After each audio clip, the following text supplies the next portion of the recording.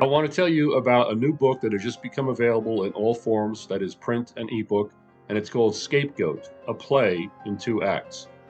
It's a suspenseful crime story that also involves a case of mistaken identity. Let me just read you from the back of the book how it describes itself.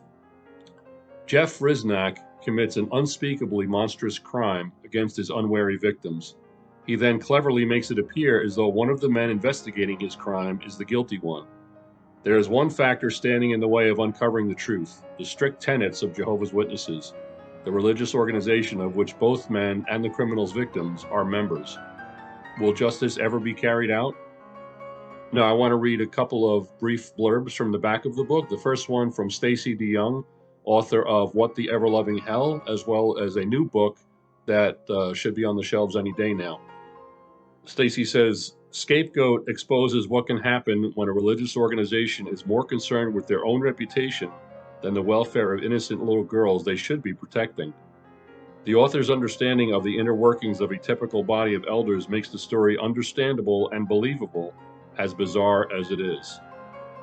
And now one from Barbara Armbruster, who is a therapist with no religious connections.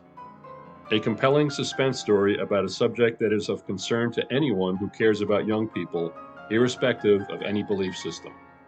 So about the audience for this book, I would just say that it is probably not something that very young people are going to be interested in and maybe shouldn't read. There's nothing graphic about the criminal behavior that's described in the book. It's just the shock value of the fact that it actually happens. So it's probably not something that young people would understand, but there's really no age restriction on it because it's not that kind of book.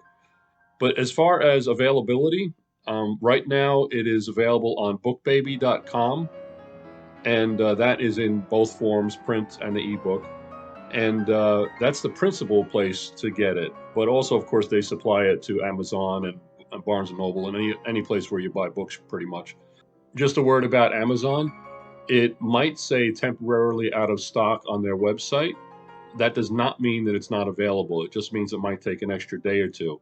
It's just the way that they have to manage their stock since they sell everything under the sun, including books from million-selling authors, and as well as these little guys that only sell 20 or 30 at a time. Also, check out a brand new website that features all of my books. So why a play in 2 acts? Well, originally it was conceived as a screenplay, in other words, as a movie script.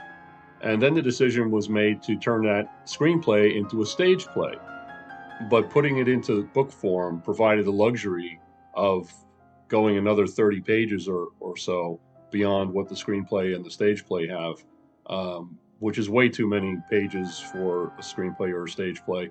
But it's okay because it's still a pretty short read, and there's a lot of descriptions that you would not get in the script.